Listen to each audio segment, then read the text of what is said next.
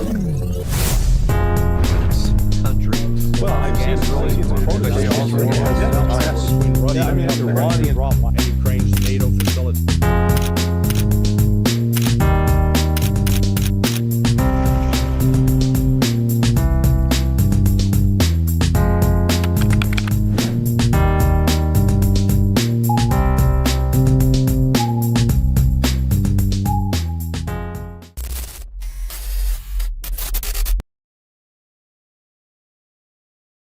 And we are live after a month of vacation, of leave. Yeah. How are you doing, Larry Johnson, my good friend? Vacation, man. I was working my ass off, okay? Just flapping your gums for 10 hours a day is work. Yeah, that is a lot As of I work. recall, there's only one person in this conversation that's been on vacation for a little bit that went someplace fun with the family and with a good thing too. Yeah, we were neighbors for a couple of days. I sent you a video. I thought you lived close to Disneyland, man. I do, 2 hours away. So we were neighbors. Yeah, well, if there had been enough advanced warning, I might have been able to schedule a trip over there just to run over to have a late afternoon lunch, dinner. I'm sure that inside those castles there are a secret passage that goes from Paris to Orlando, like that. Well, there's a good Tex-Mex restaurant. Yeah, Uncle Julio's. Uncle Julio's. Yeah, but I was actually here in Central Europe, not in Orlando. Otherwise, for sure, we were gonna have a couple of beer there and a shooting range. Yeah, exactly. That would be funnier than Disneyland, I'm sure. Man, almost a month, 2.5, 12 days that you spent in Moscow. A lot of things have happened these times. I have a very important question, and it's a very serious question I would like to start with. Because I want to spend most of our time today in Moscow, but I have a very serious question about this. How small a grown-up man dick has to be to start a rampage against the entire planet like this? Menacing Venezuela, menacing Nigeria now. You mean Trump? Yeah, I'm with you. Yeah, no, it's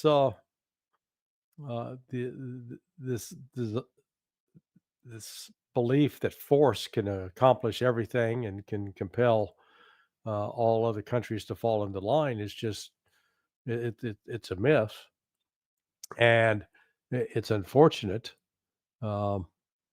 because it's making Trump actually look weak.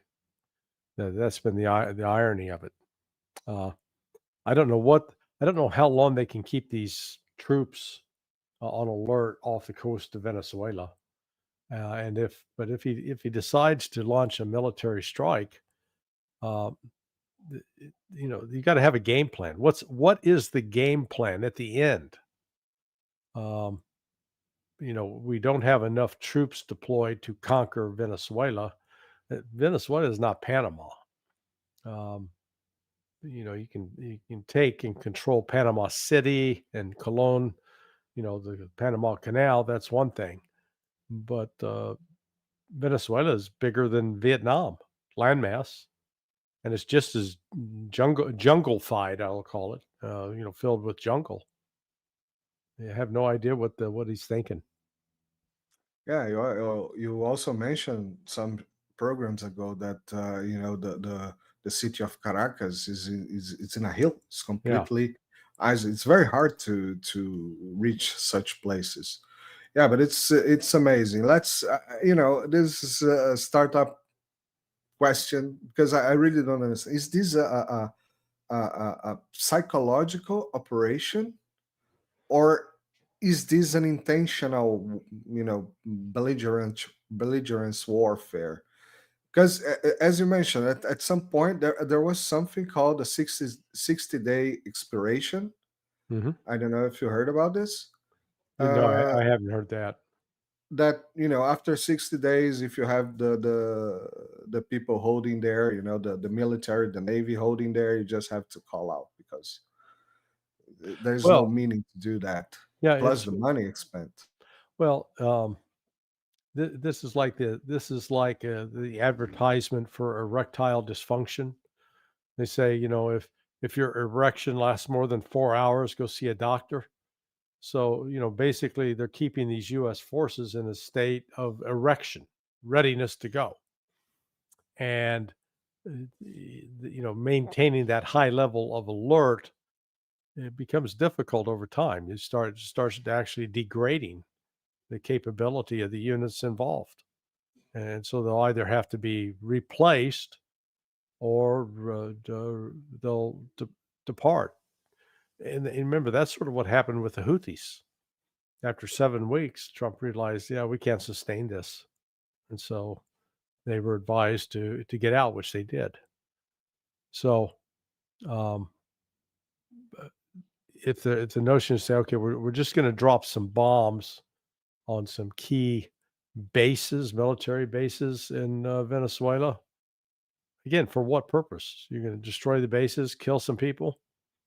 What they want to do, I think, is to try to provoke uh, a coup and motivate some of the military officers to take out Maduro.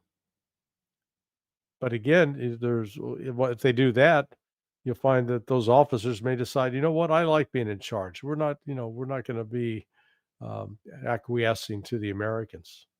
So it's just very, very, very messy.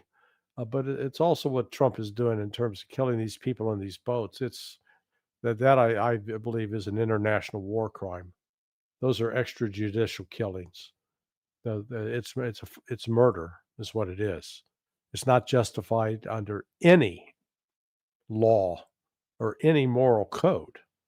Just because we believe they may be bad guys, well, our entire system of law, at least in the United States, is supposed to be predicated on the presumption of innocence until the government proves you are guilty. Proves.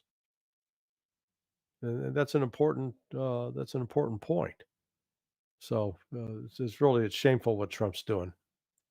Yeah, I think if I'm not mistaken, it was you that pointed out that one of these boats was actually stopped. So you can't even argue that it was moving very fast. We could not get it.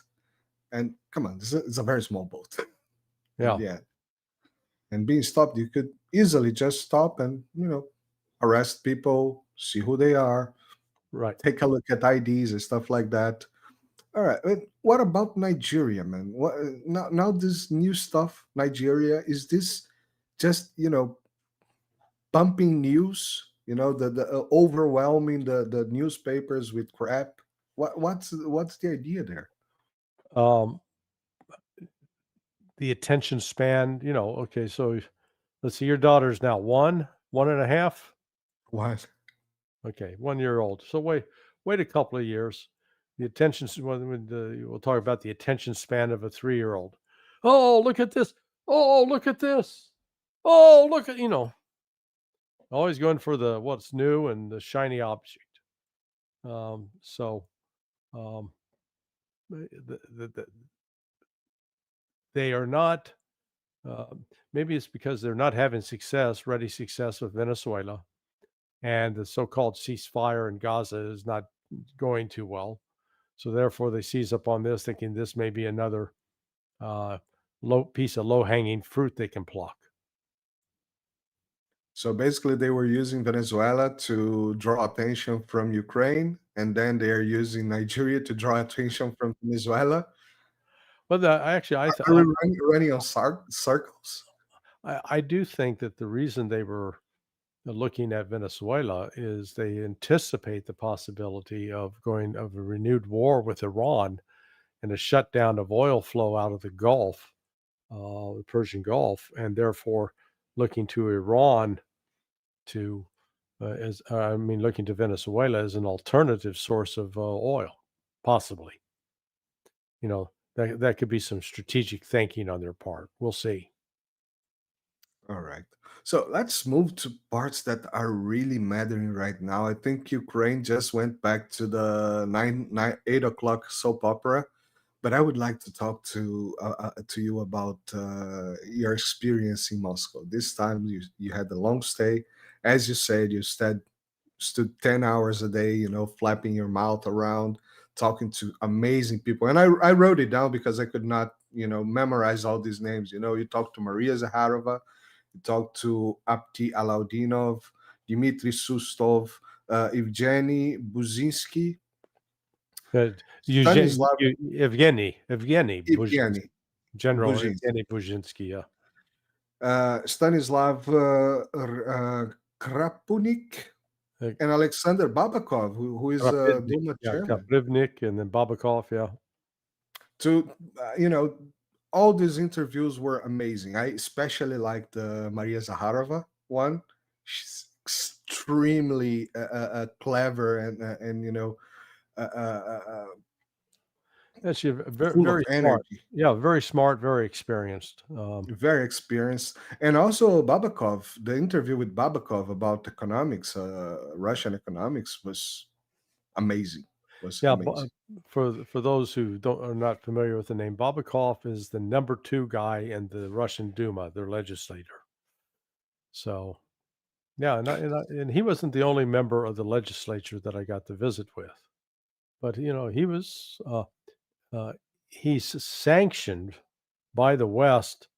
He tried to. They accuse him of trying to undermine, the United States. Yeah, he tried to undermine the United States by meeting with people and trying to get them to come visit Russia and come learn about Russia's not a threat. But he was attacked.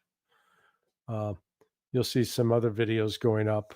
So I'm trying to. I've got about 26 of them, and I posted. I think I've got 10 up so far. So Yeah, guys, everybody follow Larry on Sonar 21 and keep up with these videos. Amazing interviews, simply amazing interviews. He masterpiece of his work so far. These 12 days were, just amazing. And there's very interesting stuff to come up as well. You mentioned that you've been to Volvan and Lexa. yeah, Volvan and Alexis came in and to sit down with them. And then subsequently, I had dinner a couple more times with Lexus. Yeah, funny guys. So they're now like 39-year-old. They're both lawyers.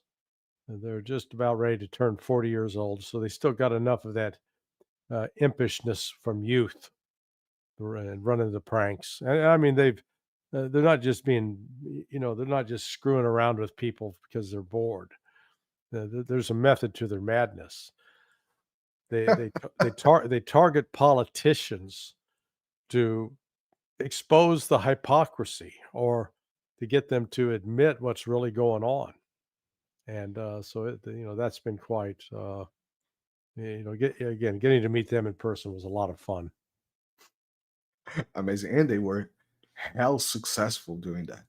They Yeah. were doing an amazing work with that as well. But Larry, tell me a little bit about your experiences there. What did you see? The rubble has come to rubble. What is it? That the gas stations are full of cars. The streets are a mess. Criminality in Yeah. the heights. How was it over there? Yeah, it was well, the weather this time of year is not great. The sunshine is there's a lot of gray skies.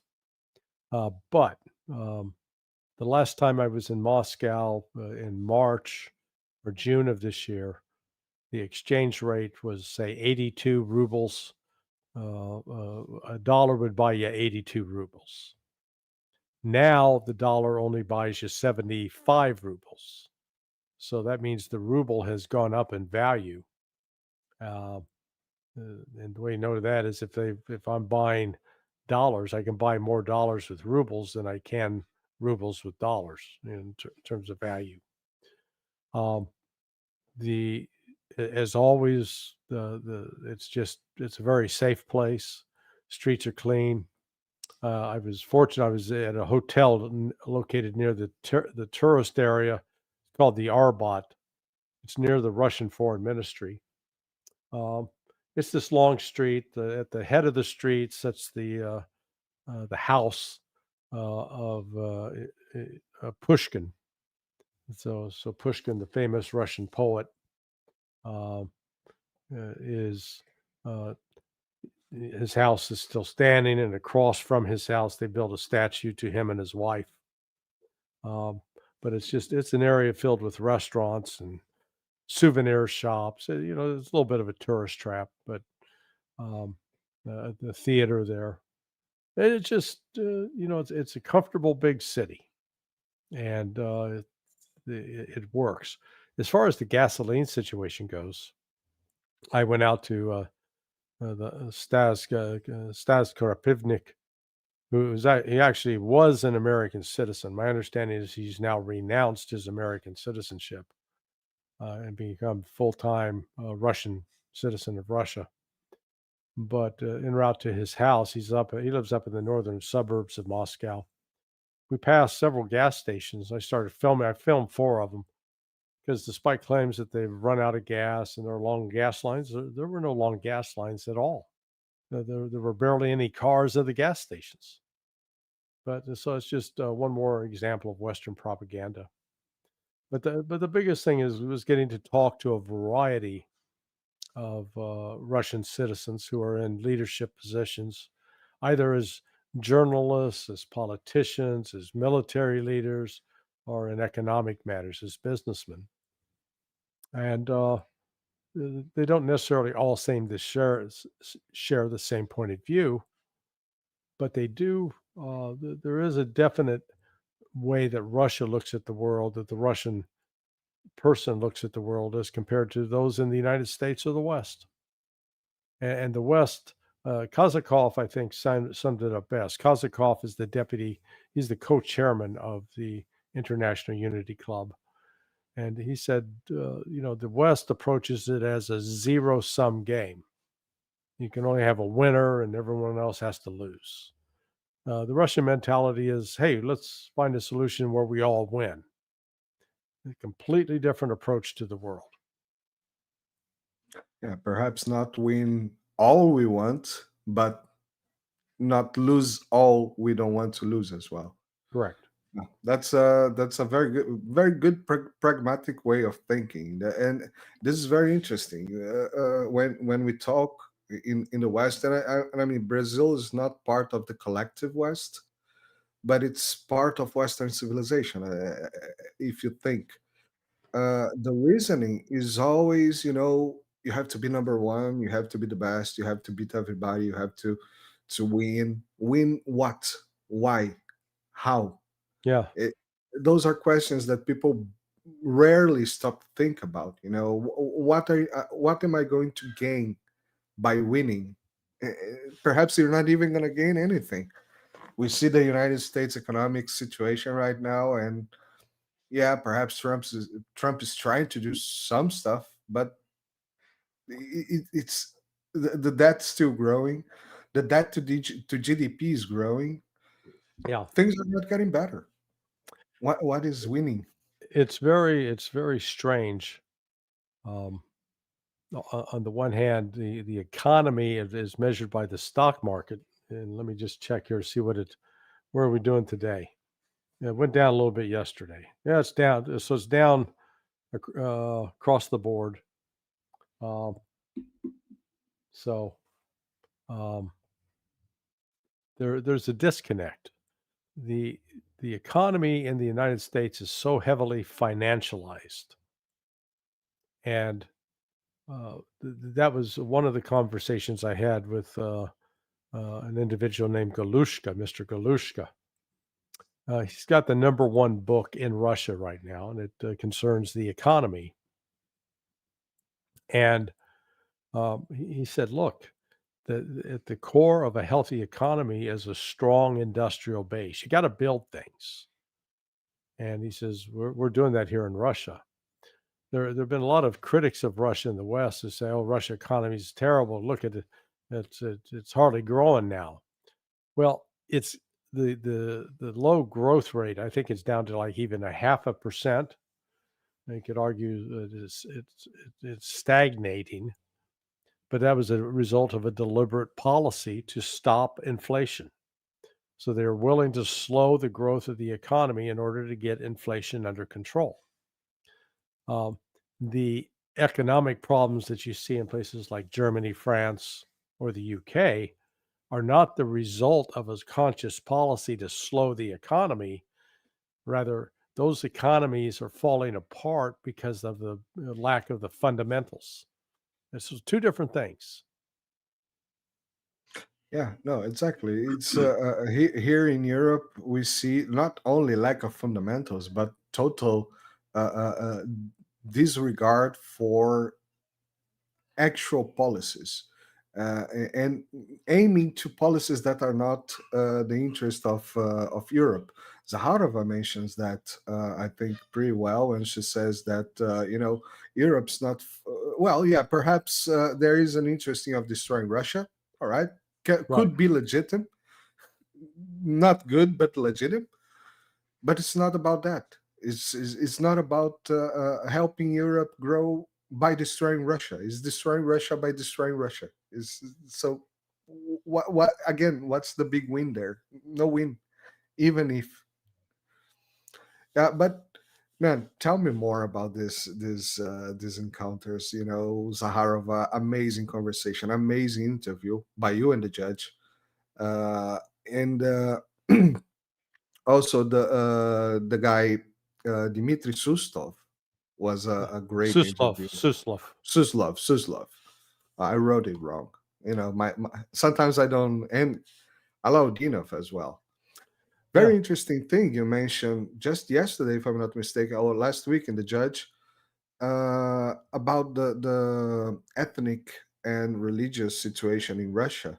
That Alaudinov is not a Russian, an ethnic Russian. He's a Russian citizen, but he's not an ethnic Russian, and is Muslim. And it's the most popular general right now, or one of the most popular lieutenant generals right now. I think the more correct way to state it is he's not a Slav, but He's not a Slav. he's a Chechen. He comes out of the Caucasus region in southern Russia.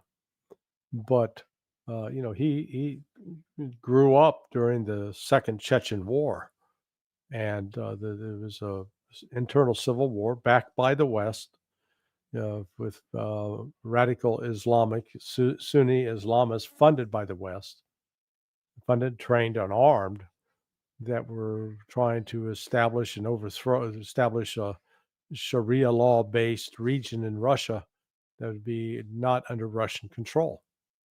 And Putin led that war for 8 years, and then the final 2 years were headed up by Medvedev. Russia won. Some of the fighting at times was extremely brutal, but when all was said and done, Russia restored Chechnya, and particularly the city of Grozny. And what's fascinating is at the end of the Civil War in the United States, there was years of lingering resentment and no real genuine reconciliation. Whereas in Chechnya, there has been genuine reconciliation between the Slavs, the Chechens, and as they say, they're all I am Russian. Ya Ruski, ya Ruski. So. And Aladinov is, he's a combat veteran, and has carried out really the one of the most audacious military raids in the history of the Russian army, not just currently, but in the entire history. So, in the Kursk region, the city of Suja was besieged and controlled by the Ukrainians. And Aladinov came up with the plan, or helped develop the plan, helped train for it, and executed it, led it. where they inserted special veteran units into this gas tube. And the tube is you didn't have to crawl, but you did have to bend over, hunch down, and walk. And it was 13 kilometers underground that he moved troops. I mean, it's an unbelievable accomplishment. And at the end, they came out and attacked the Ukrainians from the rear, and essentially that led to the rout and retaking of the entire Kursk region. So, but in saying that, Aladinov is very much emphasizes the need for peace. He's tired of war. He wants to see peace, but they're not going to give peace by surrendering. Peace is going to have to come as a consequence of either Ukraine surrendering or Russia will take it and win it militarily. Yeah, as the great ancient Roman sentence, "Si vis pacem para bellum," right? You want peace, prepare to war. Yeah. Larry, I still want to talk a lot about this, all of your encounters, but I'll leave some of them for next week. If we manage to, yeah. Well, let me just say one other thing.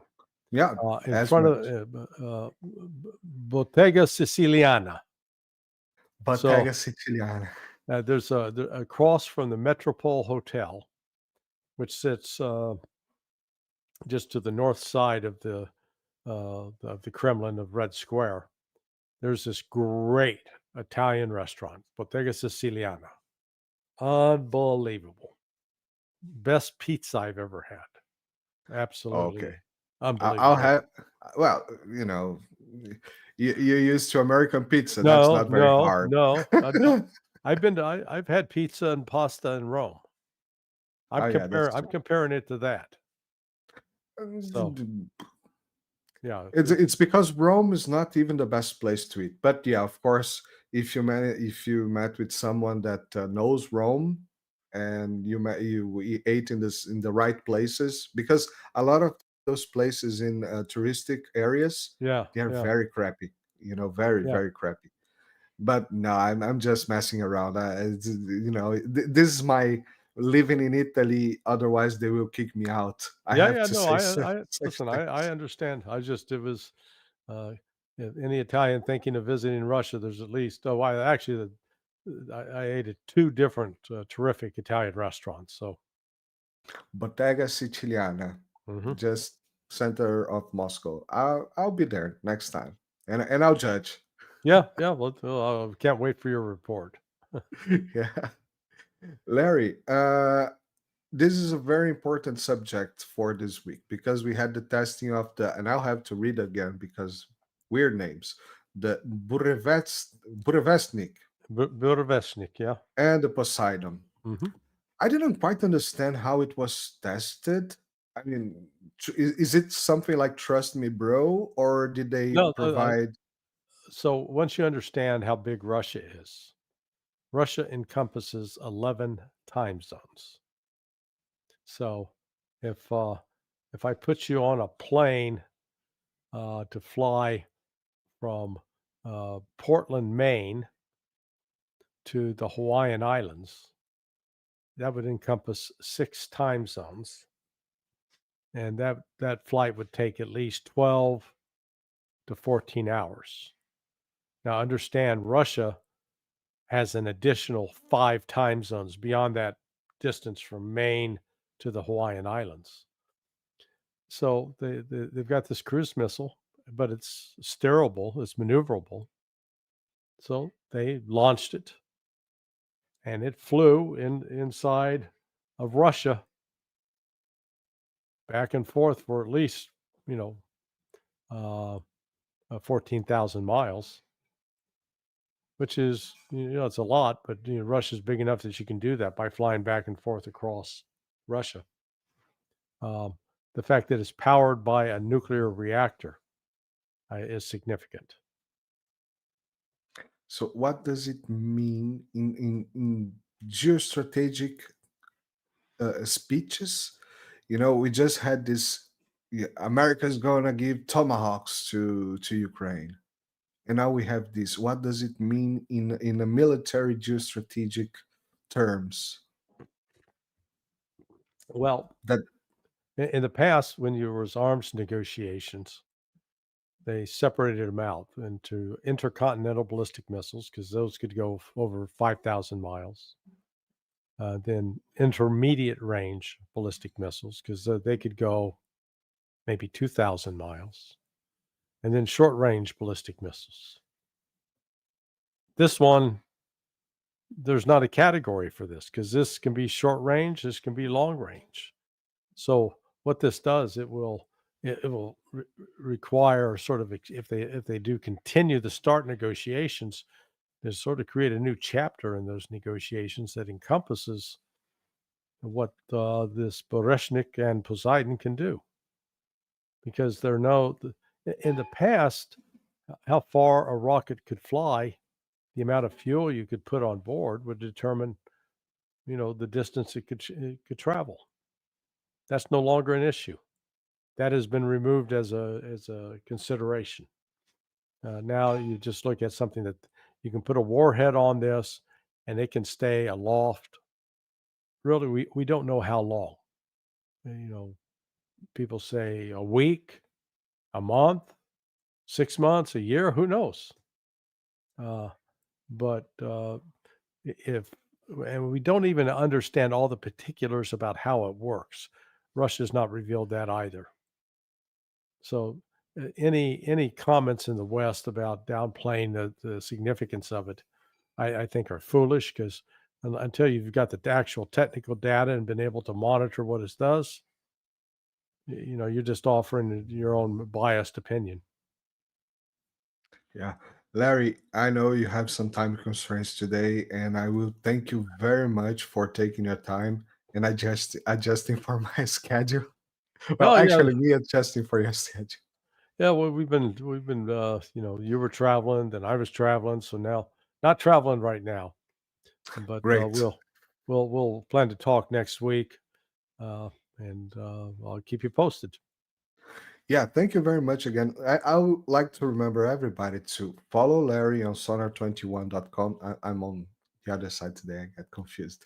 On sonar21.com, you can find his videos, amazing interviews in countercurrents. The links are on the description, and all the links are on the description. You can also find him on Judge Knapp, on Danny Davis every now and then, and other Dima of Dialogue Works. Also, all the links on the description. Larry Johnson, I missed you. Welcome back. Let's, Well, I missed our conversations as well, and glad to be back yeah. in the saddle with you. All right. Everybody, see you next time. Bye bye. Ciao.